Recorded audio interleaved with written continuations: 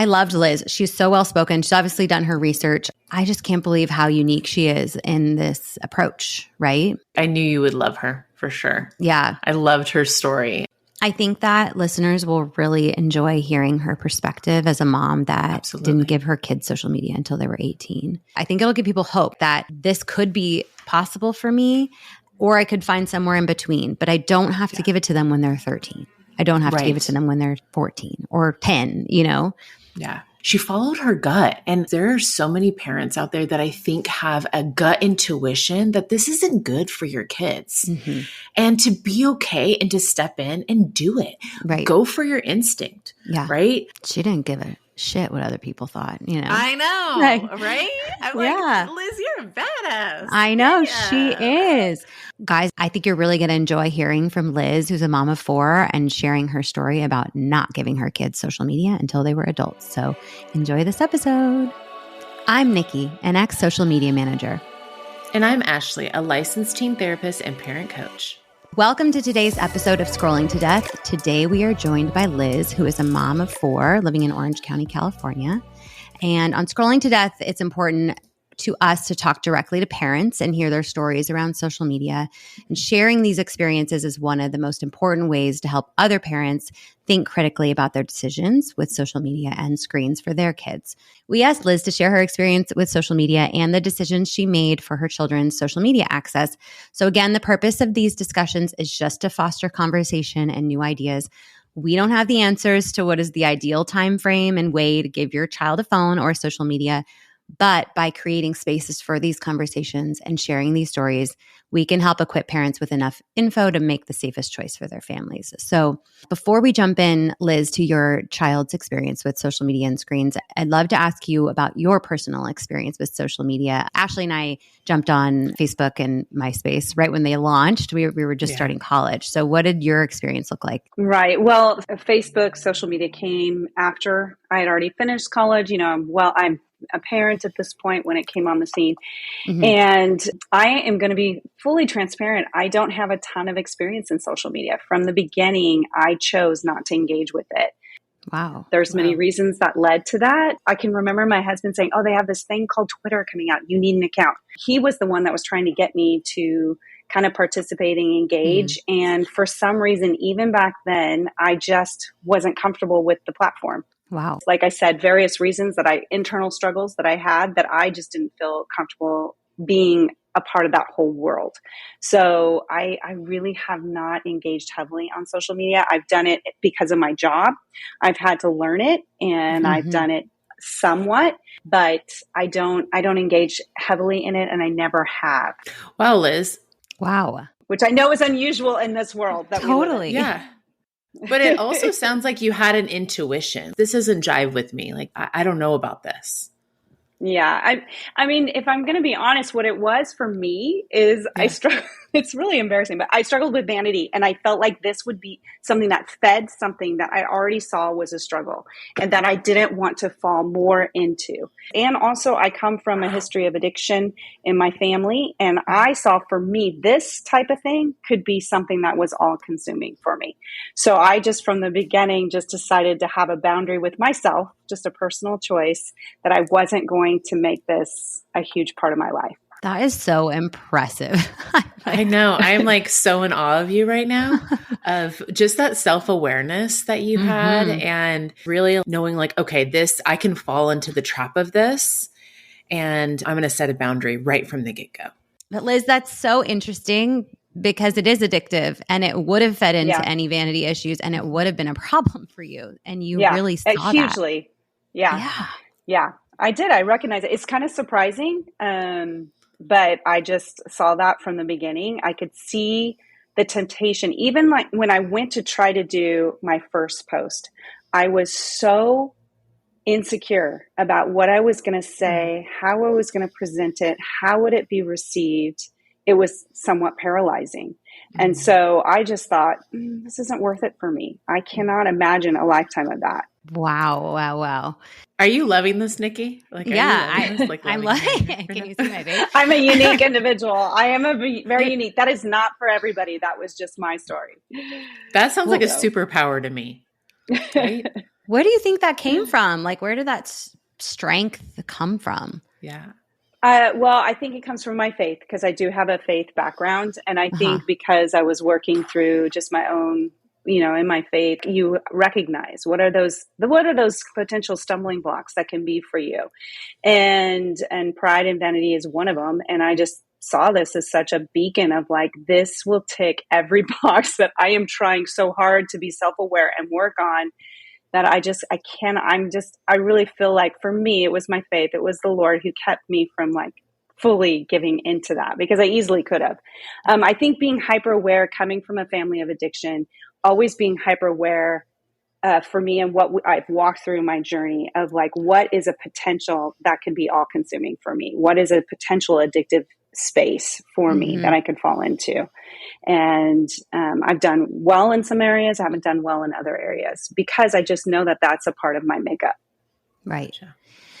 So what happened when you had your kids? A lot of people, when they have kids, they want to show those kids off right away. And so did you have any of those feelings? I did too. Yeah. I know this is a unique space. I'm a unique individual. I felt like it was exploiting my kids if I did that. And so I think you could see it as definitely like, if I was being concerned for my family, I'd be like, oh, I want to show my family, my kids. I want them to have access. I didn't see it that way. I felt like I was letting the world have access, and I just I was private. I wanted to keep those moments private. Because I'm in ministry and I've been in ministry for a really long time, it's almost like you're already in a fishbowl. I didn't want my family to be in that fishbowl as well. And I think you can easily become that. And that's like not their choice. That's my choice. And so I just don't want to put that on them. So, and that's not to say my husband does do limited social media. So he has done the post, and I would tell people, if you want to see something, it's something we would talk together. What are we going to post? I'm going to post this. Okay. He always asks, is this okay? All of that. So we did have one family member posting things. It was so nice because it was collaborative. We always decided on what would be posted, what wouldn't be posted. And so we just kept it limited. Yeah. That was just our choice as a couple. And as they got older, I wonder, did you think to ask the kids permission when they got a certain age on what you could post, or did you just continue sort of making that decision between you and your husband? I think that is so wise today, now that everything's coming out and everything. I think nowadays we kind of all talk. If you're going to be in the picture, you have to ask, are you going to post this? That's typically what they'll say. Are you going to post this? And if he says yes, they might say no. Then we would honor that. Right. But I think that is a really good idea to ask your kids, because you're putting an image out. You're cultivating an image for them that they might not want. So I do think that is being a respectful parent and mindful of your kids. I think it is important to do. So it's been a good awareness thing. Even for me, I feel like in this recent year, it's come out how important it is to dialogue with your kids about that. Yeah.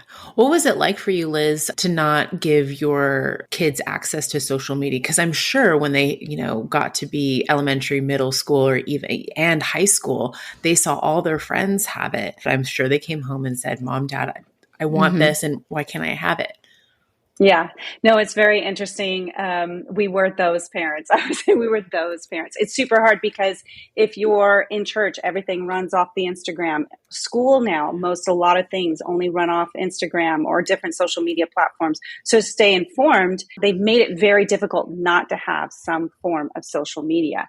It wasn't as much when my now 25-year-old, when she was in high school, that wasn't as much the case. There was still a lot of communication via email, flyers, that kind of thing. I think as my last daughter, who just graduated last year from high school, literally ASB only communicated via Instagram or social media. And that presents a challenge for a parent, because you don't want your kid to be uninformed, and you feel bad if they're uninformed. We did get a lot of, you don't understand, I'm missing out. This is the only way my friends communicate. You're really doing me a disservice by not allowing me access. So we did get a lot of negative feedback regarding our choice. Mm-hmm. And just to clarify, you waited until they were 18. Like they did not get social media until Pretty they were much. 18. Yeah. I don't know how the platform's going to evolve and change. I'm trying to really ask and make people aware, schools, all that, please continue to do emails. Please don't stop doing email communication, communicating in different ways and different platforms, because I think as more and more parents become aware of the challenges and the dangers, that they're going to want other forms of communication than just social media. That ship turned so much. I think it's going to take a while before we kind of course correct and have other options of communication. But we held to that standard. We just felt like we are doing this for your protection. We really want to be able to protect you from things that you might not even be aware of. And we would have conversations of what that would look like and why.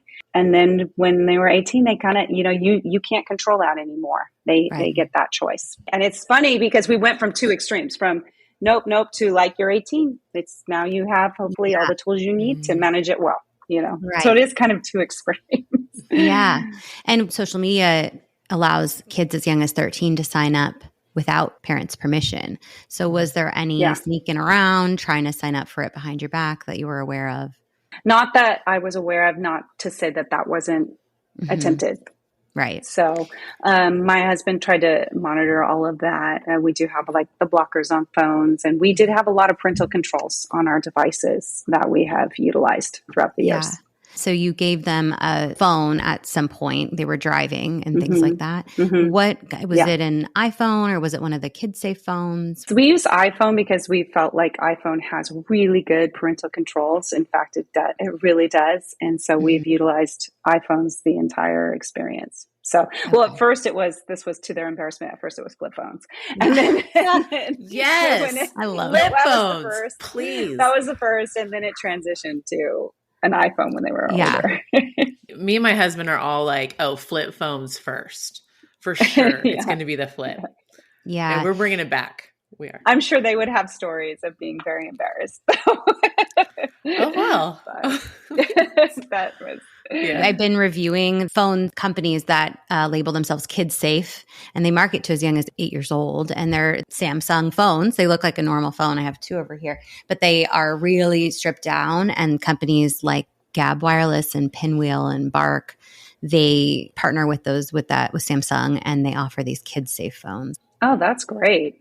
It's great, except I don't know why a kid needs a phone. I'm having a hard time with that. So we're going to get into more dialogue. I want to speak to someone at one of these companies. Like, what do we think a kid needs a phone for?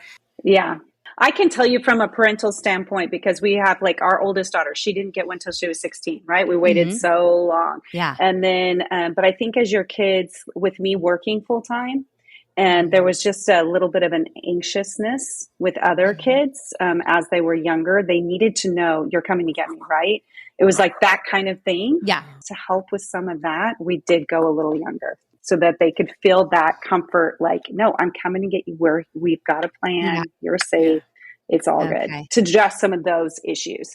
Because yes, I did feel like you really shouldn't need one until you're high school. Yeah. And Ashley and I aren't there yet. Our kids are all under 8. Yeah. These kid safe phones have no internet browser and no social media. So that's great. But they also have like those watches, these Gab watches and things that we're going to look into just to call your mom. And so your mom knows where you are. Mom and dad know where you are. Yeah. So it's great that they're coming out with products to help parents ease their kids into getting a full-blown smartphone. Yeah. But you guys being who you are, I wonder about like the younger ages. Does that mean that they're not able to, in their brains, socially develop where they don't need to be so tethered to us?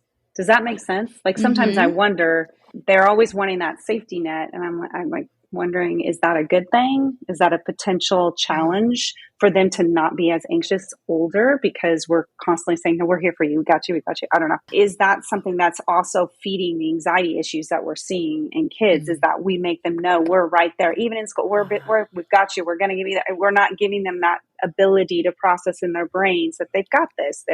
They can do this. They can process through it on their own. Yeah. And a lot of teens are feeling surveilled. You know, their parents are reading everything they're putting out.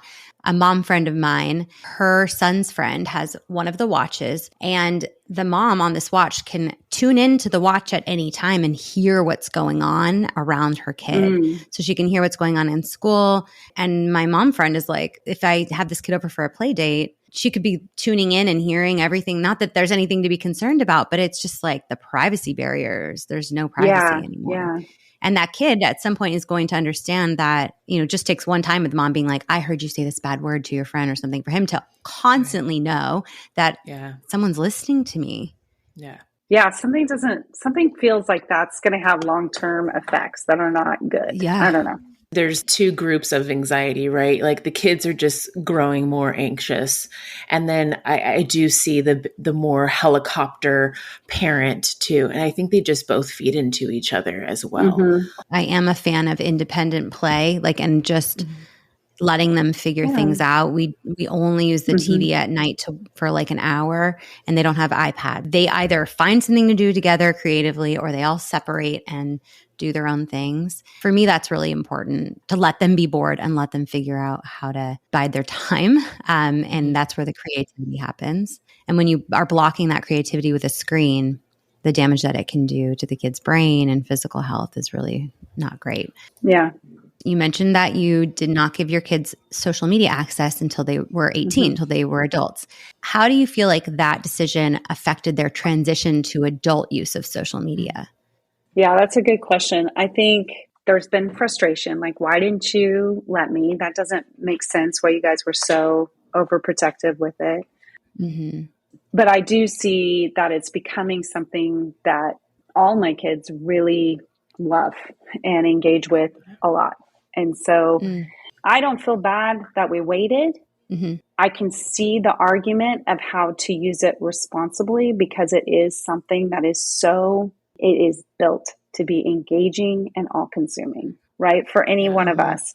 And I can see how all of them are tempted within that sphere with it. And I don't know, I'd love to dialogue with a parent who was able to kind of coach their kids in its use and limits and all of that. Because I think that would be a great thing to learn as a parent, because I can see that benefit. Because with anything, we as parents, we are to be coaching and preparing our kids for life, right? With anything that they use. And I have seen with other things, when you're super restrictive, when you're super no, right, how then they don't know how to engage with that when they're older. They just don't have the tools in the toolbox to do that. So I can see where we kind of missed a responsibility there, to help them get the tools in the toolbox to know how to navigate this well. We were always very honest. I really believe you have to be so honest with your kids and not try to hide things or manipulate or twist things. Just be super honest as to the why. We were just always upfront and honest why we felt the way we did and why we weren't going to allow it and we weren't going to hide it. I can see where maybe we did miss out on giving them some really good tools to navigate, because it's not going away. It's not going away. So what tools did we resource them with? We probably didn't do that very well. And I have to own that. I just think your intuition was right on, though, with the dangers of letting kids have access. And if I could ignore some of this, I would be like, nope, my kids are not getting on there until they're 18. That's sort of my instinct too. And we've been educating ourselves on this for years now, Ashley and I. And I do understand now they do need to have introduction to these platforms. I got rid of Instagram in 2020 and didn't have it for 3 years and felt amazing about it. But now having a business, I have to have, one of our children has a business where they have to market themselves. It's part of life. And with over half the population active on it, like if you want to be engaging in certain things or have a business that's marketed online, you have to have it. So figuring out the best way to introduce it in a safe way. It's hard for me because the tech companies are serving up inappropriate, harmful content. So I just don't trust it yet. And I just feel grateful that our kids are at the age they are. Yeah. Well, and kids' brains are developing till they're 25, right? And they don't really know how to manage mentally what's coming at them, how to process that, how to really navigate that space really well. And so I think there's no limit on the other end. There's like only us trying to limit and figure out how to help them navigate it. And so that's what's the challenge, I think. Do I want to give my kid a drug? Here, I'm going to teach you how to be really responsible with this drug. you know? Yeah. Right. I wouldn't do that with any sort of narcotic. I just wouldn't, No. because I wouldn't know if they would, you know, become full blown drug addicts. You know, I wouldn't even want to tempt him or trust it. I think that's where my mindset was when it comes to social media, because I could see the addiction pattern with it. Yeah. And the all consuming pattern with it. It is so self promotion driven. And then with the faith background element, we just don't want to be all about ourselves, feeding ourselves in every aspect. And I think that it is a tool that can be so self-consumptive. As you said, I wrestle with, could we have given some tools in the toolbox? I think we could have. What tools do you think, you know, you would have, because absolutely you wanted to protect your children. What do you think the balance then was? What do you think maybe some tools that you would have liked to have given them during that time? Yeah, I think helping them understand what is good for your soul, what is not good for your soul. Like when you see something that comes at you that you can tell this isn't good for your soul, you turn it off. You know, learning how to turn things off. Okay, I know this isn't good for me. I need to walk away from this. I need to shut this down. Learning how to provide limits to yourself. I think what's been really hard for me as a parent is teaching my kids limits with it. I just really, honestly, even now, it's such a struggle. I know there's such great research out there. Put your phones away at this time and put it in the closet and all that. That's not that easy. It just really isn't. Yeah. Right. Especially when so much schoolwork's done on a digital device. There's just a lot happening on a digital device. Kids want to stay, it has become so much of their social network. They want to stay connected to their friends or connected with it. It makes them feel connected with people and community. So it gets more and more challenging, especially the older they get, the more they use it. So I think trying to teach them, why are limits good? How do we limit ourselves? What does that look like? And really giving them, I think what's super important about parents is you have to give kids the why. If they don't have the why and they don't understand the why, it doesn't make sense to them, and they will not. They're like, forget it. Nope. I don't believe you. You're just telling me a rule to have a rule. You have to give them the why. Why do we limit ourselves? Because your brain can't rest. You have no space to think. You know, there's different things you can walk through with your kids. I think we could definitely have been better about that and really taught them those kind of things as they were growing up.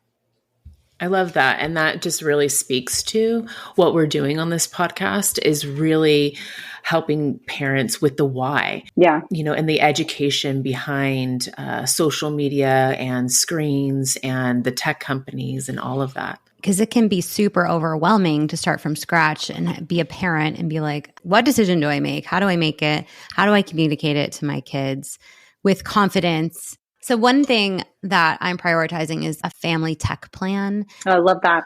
With specific questions around how to make decisions on this.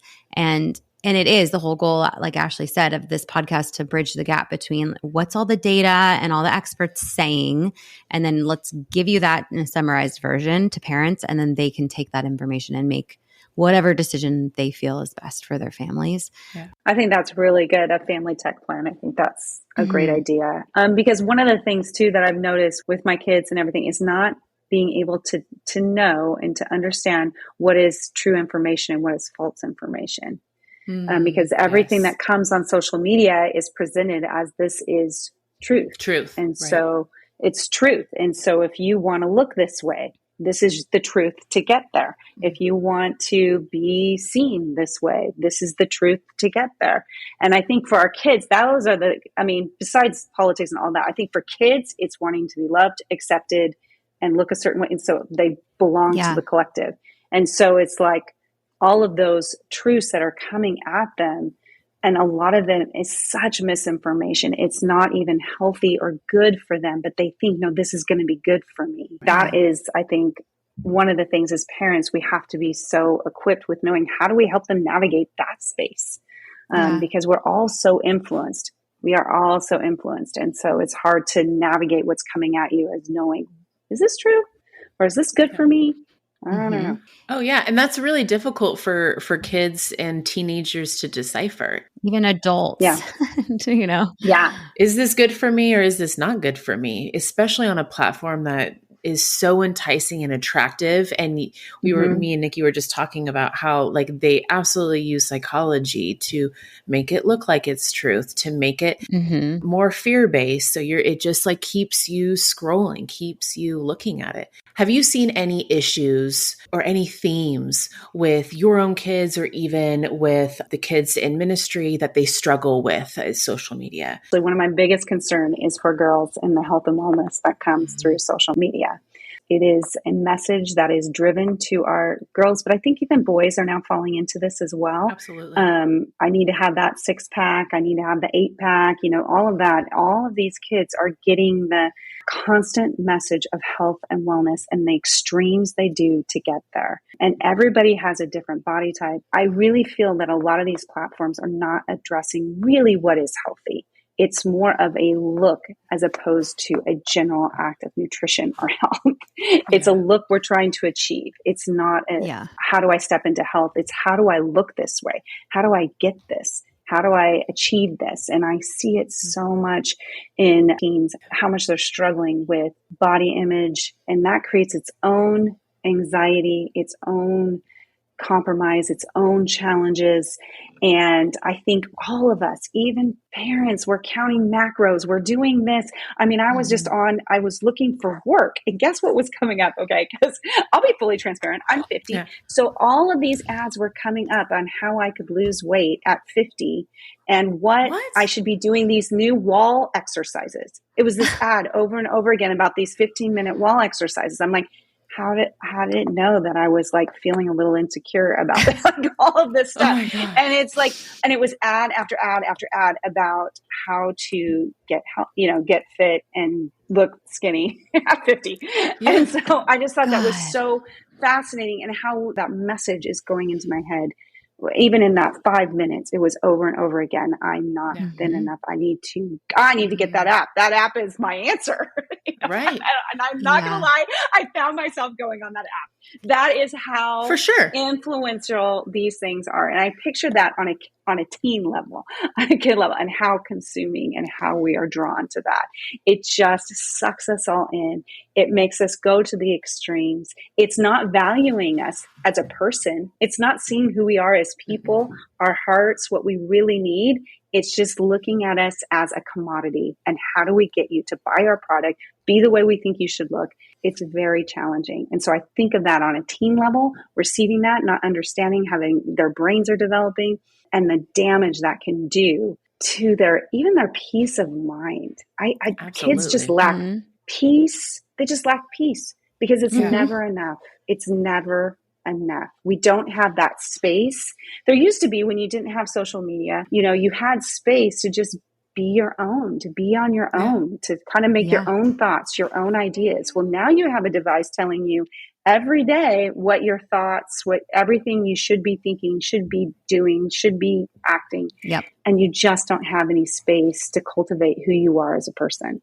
And I just see that as such a challenge for teens and for parents navigating it. One organization I really like, they're called the Center for Countering Digital Hate. They pull research on the platforms, on all the tech platforms, and they constantly get sued by Elon Musk and all these platforms for revealing this concerning data. They set up new TikTok accounts as 13-year-old girls in a bunch of different countries. So they wanted to see what TikTok would serve to these girls. So they set up accounts in the US, UK, Canada, and Australia. All they did was briefly pause on some videos about body image and mental health and then clicked like.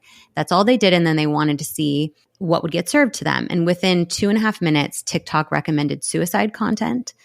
And within 8 minutes, recommended content related to eating disorders. So what they're doing is feeding on that anxiety and those issues that the teen is experiencing. It wants them to feel more anxious because that's going to keep them on the platform trying to find whatever they're looking for. But it is scary how right you are that the tech companies are there for profit. They're not looking out. In fact, mental health is like at the bottom of their list. It's not even on their list when it comes to supporting our kids and our teenagers in their experiences on social media. It's very scary. Well, even with on the mental health side, they allow videos to be promoting things that are not even good for their mental health, but it's couched in, no, this is how you handle this situation if you're suffering from this mental health disorder. And that's, I think, very dangerous for kids. I think it's creating broken relationship. I think it's not equipping them with what they really need to navigate relationships well, because everything they get is in a minute soundbite or a 2-minute soundbite, and they don't really understand full context, conflict resolution, all of that. They're getting a clickbait of a short amount of information to go, okay, I'm going to handle that situation like that. That seems like a good, that sounds good to me. I'm going to do that. And then it can relate in broken relationship. And it just makes me sad. It makes me sad for kids. My own experience with what I've, in the world I live in, just body dysphoria, disordered eating, it is, I think, on the rise. I think a lot of parents are not really in tune with it or even understand the damage that is happening to our kids and teens with disordered eating, because we too, as adults, are falling into it. And so, absolutely. It is a dangerous road and a dangerous path that I see that social media is really cultivating. Absolutely. Among teens, especially. I was just thinking about what your example was before, the wall exercises. And I was just thinking about probably what happened was you were like looking and you might have just looked at it for maybe a couple seconds. Not even. And it was the algorithm. It was a social media algorithm to go, oh, she likes that. Because compared to all the other stuff, she has looked at this maybe 1 or 2 seconds more. So we're going to feed you more of that. And if you think about a teenager who, again, teenagers are learning their identity. They're struggling with self-esteem. They're trying to find a sense of belonging and acceptance, and even acceptance with themselves. If they're looking on social media and they see someone who is skinnier or prettier or whatever, maybe they look at it for maybe 1 or 2 more seconds more. Maybe it catches their eye 1 or 2 more seconds. And guess what? The social media algorithm will feed them more of those same pictures. So what do you think then a teenager is thinking? They're thinking, oh my gosh, like I'm just getting bombarded by these pictures. And why don't I look like that? Then the comparison starts setting in. And then it just has this domino effect that could just really start, just chipping away at their self-esteem. Well, I feel like it's stripping their identities. They're not even able to form their own identities because their identity is being formed by what they're receiving through the social media feeds. That is going to be really challenging as they come into adulthood. And I think why we're seeing such a rise in anxiety, because they're not able to really form their identities. Their identities are being formed by outside sources. Even their parents, what the parents are sharing about them. Yeah. And that's very unique to this culture. It's very unique. It's a unique space that we're in trying to figure out. And we're also desperate as parents going, why are they so anxious? Why? And I think a lot of it is we're reaping what we sow. We're like, this is why. Right. I want to talk about mirroring behavior. So you were able to stay strong and, this is our decision as a family. You don't get social media. Look, I'm not even on social media. Yeah. Did your kids ever go to your husband and be like, well, you're on social media and you share us on social media, so why can't we share ourselves? Was that ever something that you dealt with? That's a good question. I don't feel like we did. We dealt more with the pressure of like, just let us have it. They maybe amongst themselves, they didn't, or even with my husband individually, but not, I don't ever remember really addressing that as a whole. Okay. I can remember my son one time giving me a call and just saying, I really, now that he's over 18, I really feel that you should let one of my younger kids have social media. I think that you're really causing damage. And I explained to him, I said, I want you to know why we made this decision. Maybe you don't remember, you're aware that this child was bullied through social media and the effect that caused. We just know what bullying on social media does to the brain, all that it did to even this kid that just really struggled because of just the cruelty that can happen. Our kid did not have social media. Actually, it was a friend who made us aware of it. And so we were able to find it. We contacted Instagram, and I will say this, we contacted Instagram and they immediately took it down, which I appreciated. We didn't know how hard that was going to be, or when it's something like that, they were very responsive and took it down immediately. But it was already circulated. Damage is done. Damage is done. And that's from a kid who created a false account that the parent wasn't aware of. Wow. And how fast that can happen, how easy that can happen, how cruel that is, Yeah. I don't fault that kid. I think the kid just had no idea the consequence, the real consequence or the ramification of that act. Because like I said, they're a kid, their brains are developing. They have no idea what their actions that day, what it was going to have long term. Because it's really hard for kids to think that way. And I think that really made us hold our ground even more. That whole walking through that was like, absolutely. Yeah, no. Were there any other kids in their circles that weren't allowed social media? There's been a couple, not too many in our world have I noticed. I feel like I'm now starting to see a trend, definitely, where more parents are more protective. But at that time, it seemed like we were more the outliers. We were not the norm. I think as more research is coming out, I think more and more parents are becoming aware and are saying, yeah, no. Right. No. What was it like to be the outlier? I think me and Nikki have talked about this before on previous episodes, and it could be really tough being the outlier or being like that parent that is just doing something atypical. So what was that like for you? There's a couple things. One, me not doing social media, it comes with a consequence. It means I don't know when my friend's mom passes away because I'm not getting that immediate notification. And I'll go up and I'll say, oh, how's your mom? Well, she passed away. How did you not know? And then I feel horrid, Yeah. So there are the negative consequences of not being in the know 24/7. So I feel like that was really hard for my kids too. And then I would feel bad. Yeah, I'm sorry you weren't aware of that. I'm sorry you did not know that. So when I felt that responsibility, that was painful and that was hard. Yeah. But I still had to say, what am I responsible for as a parent? The other parents aren't responsible for my kids. I'm responsible for my kids. And I have to do this in conjunction with my husband. We had to be a team. If we weren't a team on this, I think it would have been a whole lot harder. Right. But we were so unified on this that we had to say what is going to be for our kids, what we feel is going to be for their best. And we just held to that. And we held to it as a team. There were painful moments. There were hard moments. There were uncomfortable moments. All those things. But we just felt so unified in our decision that it just made us hold our ground. And there's probably, there's a little bit of a challenge in me too. So that probably made it a little bit easier. But I think also what prepared me, I did a lot of different things. Like I did homeschool for many years. And that was when a lot of people weren't. And I got comments all the time about that. Now that's the new trend and everybody's doing it, So it's just kind of funny how I've just always kind of been doing things a little differently. Yeah. And being okay with it. So what do you feel like some benefits were? We've talked a lot about some of the struggles and the hard things about restricting your kids from social media, but can you tell us what benefits you think they received from that experience? I think some of the benefits were not seeing like kids at a birthday and they weren't there, or not like being a part of being left out of certain social events. I know for me, that's a benefit too. Yep, me too. When I know that everybody's there and I'm not there, that hurts and that makes you feel like, what's wrong with me? Why wasn't I included? Yep. I think that was super beneficial for my kids to not constantly see, oh, I'm not a part of that. Oh, I'm not a part of that. Protecting them from all the messages, I think was really helpful. Yes. But like I said, because we didn't navigate that space well, I will say there's been some challenges with that. Post 18 of when they had access, it's taken them down some difficult journeys. Yeah. But I will say, I think there's something too that they were protected from that when they were younger.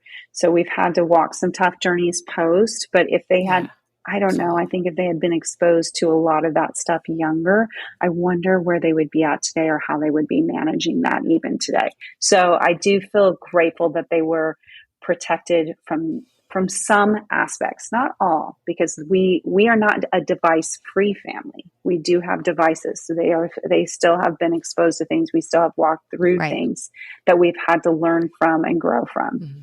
It wasn't incessant. It wasn't constant. Right. So I still feel like there is space. My kids can communicate. They can have conversations. They can be device free when needed. They can have fun and enjoy doing a puzzle or a game or different things. They can function without the device. And I think that to me is a win. For sure. Huge win. Because kids are getting thousands of Snapchat notifications a day. That's insane. That's insane. And then also too in Instagram, they have their like personal account and then they have like spam accounts now. So they're just getting absolutely bombarded. Yeah. Snapchat is a concern for me, especially if you have a kid. I don't think any kid should be on Snapchat. I really don't, because you cannot control what comes at them. And a lot of dangerous material comes up on Snapchat.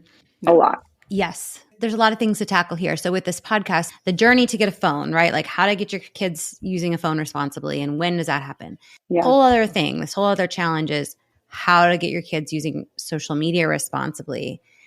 That's more complicated. I agree. I don't think I need my kids ever to be on Snapchat. We have a lot of time to evolve and see what else comes out and what else we have to deal with. Or maybe what legislation will start putting onus on the tech companies to take responsibility for some of the harms that is causing children. Yeah, I think my goal for my kids is I want them to know they can have healthy lives without social media. You can have healthy friendships, healthy relationships, healthy connections without having to be on social media. It's almost like this, I just want to prove it. I just want to prove like there's so much freedom in it. And I want my kids to know that. Thank you. They haven't, like I said, I have 3 adult children and 1 non-adult children. My 3 adult children, I'll use it. They haven't come to that conclusion yet, but they know that I don't. And they watch how I can still have a very full life without it. Right. And I'm okay. And I'm okay. Yeah. I'm actually probably a lot better and secure without it than I would be. For me, this is for me, what I knew what was good for me, than if I would be with it. I think I would really struggle. And you know what that's so beautiful about that, Liz, is when your kids get older and if they decide to have children, you have just gave them an opportunity of what it feels like and know it. They are absolutely capable of not giving their kids social media and to understand the difference of what that looks like. And they could offer that. They could offer that gift to their kids too. Yeah. Oh, thanks, Ashley. So I've set a boundary where I don't connect with my friends, my real life friends on social media. That's separate. Our relationships are private and in person and over text message and phone calls. I only have our business Instagram and I don't connect with friends on there because, you know, I did a couple little connections with friends and started immediately feeling left out from things they were doing and kind of feelings that were unnecessary. I didn't need to know all of these things. So I think that it's 100% possible and almost better to keep personal friendships personal. And then whatever you need to be doing on social media for business or brand awareness separately is okay. And you can have a completely successful situation set up like that. I agree. Absolutely. I really do agree. Well, Liz, thank you so much for being here with us. This was a really interesting conversation. Thank you. Thank you for opening up about not giving your kids social media until they were adults and how that experience was for you. I think that is not the norm. And I think that a lot of parents will be really interested in hearing about your experience. So again, we appreciate you sharing. And I do think it will offer some parents hope. And just me hearing about your story gives me hope for my young kids when they get older. And thanks for having me. I appreciate being on your show today. Of course, Liz. Thank you everyone for listening to today's episode of Scrolling to Death. Please give us a follow so you get an alert when we have a new episode come out. And we will catch you next time. Bye. Thank you. Bye, Liz. Bye.